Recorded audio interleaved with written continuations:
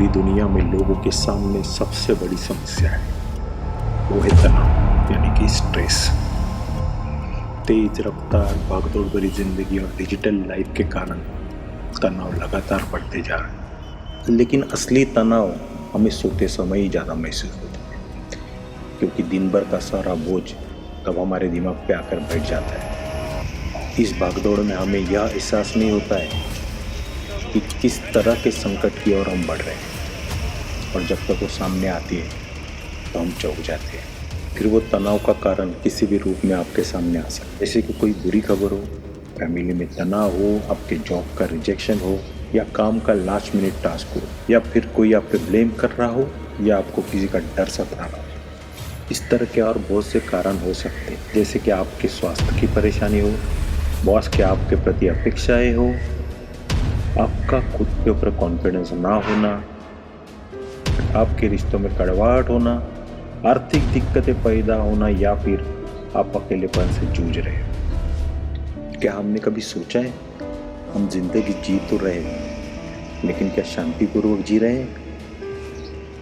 Mobile हो, प्रतियोगिता हो, अपेक्षाएं है, तनाव है, इन सब के बीच हम एक बहुत ज़रूरी चीज़ खो बैठे हैं, वो है अपना मन और उस मन की शांति। इस बात से कोई अछूता नहीं है, हर इंसान अपने तरह से इस चीज़ से जूझ रहे हैं। जैसे कि छात्र हो जो पढ़ाई और परीक्षा का ज़्यादा दबाव ले रहा है, गणित के कठिन सवाल समझ में नहीं आ रहे हैं, साइंस के प्रैक्टिकल उनके तैयारी का दबाव है, रिजल्ट की चिंता है, परिवार शिक्षकों की ऊंची अपेक्षा है, असफल होने का डर है। ऐसी बहुत सारी समस्या उनको हरदम सताती रहती है। वर्किंग प्रोफेशनल्स के लिए काम का दबाव और डेडलाइन सबसे बड़ा तनाव पैदा करते हैं। लंबे समय तक काम करना, नौकरी खोने का डर, ऑफिस पॉलिटिक्स और वर्क लाइफ बैलेंस न कर पाना, इन सब समस्याओं को रोज झेलना पड़ता है। एक पारिवारिक व्यक्ति की समस्याएं और डर सबसे गहरे होते हैं। काम के साथ परिवार का संतुलन बनाए रखना पड़ता है। परिवार की जिम्मेदारी, बच्चों की पढ़ाई, उनका भविष्य, स्वास्थ्य की चिंता, करियर का दबाव, सब कुछ एक साथ चलता है। और अगर वही व्यक्ति बेरोजगार हो जाए तो उसकी परेशानियां और बढ़ जाती हैं। आर्थिक असुरक्षा, बेरोजगारी का दबाव, आत्मविश्वास में कमी, भविष्य का डर, दूसरों से तुलना, मानसिक तनाव, जीवन में उद्देश्य की कमी, ये सब उनके मन तोड़ देते हैं। इसके अलावा सबसे ज़्यादा चिंता उन लोगों की है जो इस देश का भविष्य है, हमारे आने वाली पीढ़ी। सोशल मीडिया के नशे में आज के युवा अपने लक्ष्य को भूल रहे हैं, अपने सपनों को पीछे छोड़ रहे हैं, और सबसे दुख की बात तो यह है कि वह अपने मन की देखभाल भी करना भूल गए। आज का ये मानसिक तनाव सिर्फ एक व्यक्तिगत समस्या नहीं है, बल्कि ये समाज की समस्या है। क्योंकि इस दुनिया में रहना है तो ये समाज के हिसाब से ही चलना पड़ता है। बहुत पहले एक गाना सुना करते थे, दुनिया में रहना है तो काम कर प्यारे, हाथ जोड़ सबको सलाम कर प्यारे, नहीं तो ये दुनिया जीने नहीं देगी, खाने नहीं देगी, पीने नहीं देगी, दुनिया में रहना है तो काम कर प्यारे।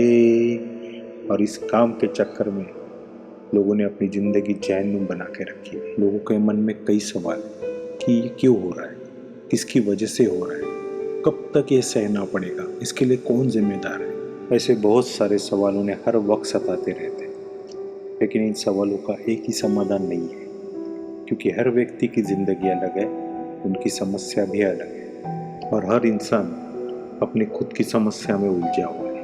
क्योंकि कोई समस्या का एक कारण नहीं है, ना ही कोई एक अंतिम समाधान है। हर मामला अलग होता है, एक समाधान सभी पर लागू नहीं होता। डिजाइन थ्योरी में ऐसी समस्या को विकेड प्रॉब्लम कहा जाता है, जिसका ना तो एक कारण होता है और ना ही कोई अंतिम समाधान। मानसिक तनाव भी ऐसा एक विकेड प्रॉब्लम है। किसी के लिए वो पढ़ाई है, किसी के लिए वो नौकरी है, तो किसी के लिए अपेक्षाओं का बोझ। सोशल मीडिया और आधुनिक जीवन शैली हमें सुविधा तो देती है, लेकिन साथ ही हमारा मानसिक और शारीरिक संतुलन बिगाड़ देती है। आज मानसिक तनाव भले एक वैश्विक समस्या बनी हुई है, लेकिन उस समस्या से लड़ना जरूरी है। हर अंधेरी रात के बाद उजाला जरूर होता है। वैसे ही हर समस्या का समाधान भी जरूर होता है, लेकिन उसके लिए हमें अपने मन के अंदर झांकना पड़ता है। जब तक हम खुद को नहीं खोजेंगे तब तक अपनी समस्या का समाधान नहीं ढूंढ पाएंगे। और हमें अपने खुद को ढूंढने के लिए एक ही रास्ता है, वो है आत्मचिंतन, जिसे मेडिटेशन भी कहा जाता है। मेडिटेशन एक सिर्फ ध्यान करने का नाम नहीं है, बल्कि यह अपने मन को समझाने और उसके भीतर गहराई तक जाने की एक प्रक्रिया है। खुद को न्यूट्रलाइज करने के लिए जैसे ध्यान धारणा एक तरीका है, वैसे ही खुद को संतुलित करने के और भी कई रास्ते हो सकते हैं, जिन्हें आप अपनी सुविधा और परिस्थिति के अनुसार अपना सकते हो। भागदौड़ और तनाव से थोड़े समय के लिए खुद को अलग करके आत्मचिंतन करना भी एक उपाय है।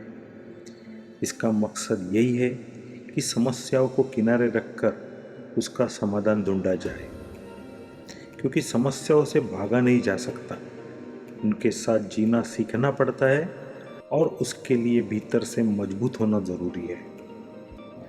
और अगर आप अंदर से मजबूत हो जाते हैं तो ही आप समस्याओं पे हल निकाल सकते हो और किसी भी संकट का हंस के सामना कर सकते हो।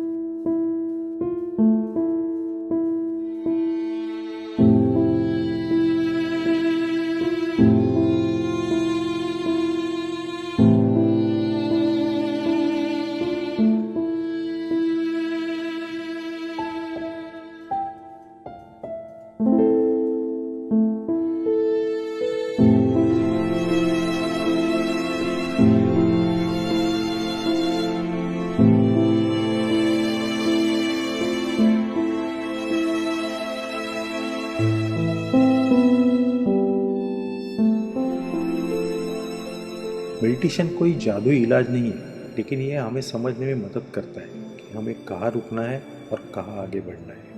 यह हमें खुद की ओर देखने और अपने मन की सुनने की आदत सिखाता है। ध्यान का मतलब समस्याओं को ख़त्म करना नहीं है, बल्कि समस्याओं के साथ संतुलन में जीना सीखना है। मन, समाज और तकनीक, इन तीनों के बीच संतुलन बनाना ही ध्यान है। आज तनाव भले ही एक वैश्विक समस्या हो, ध्यान उसका अंतिम समाधान ना हो, लेकिन यह हमें अंदर से मजबूत जरूर बनाता है, जिस वजह से हमें अपने मन के अंदर उठे हुए तूफान को शांत कर सकते हैं, क्योंकि शांत मन ही सही फैसले ले सकता है और सही रास्ता दिखा सकता है। इसलिए अपने मन की सुनिए, क्योंकि वही अपने जीवन का सच्चा शिल्पकार है। ओम शांति शांति शांति।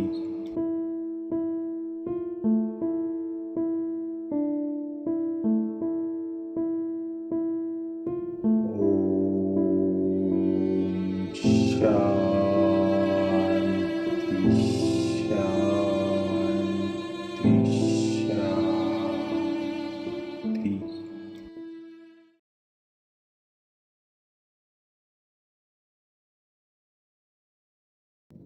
ओम शांति शांति शांति।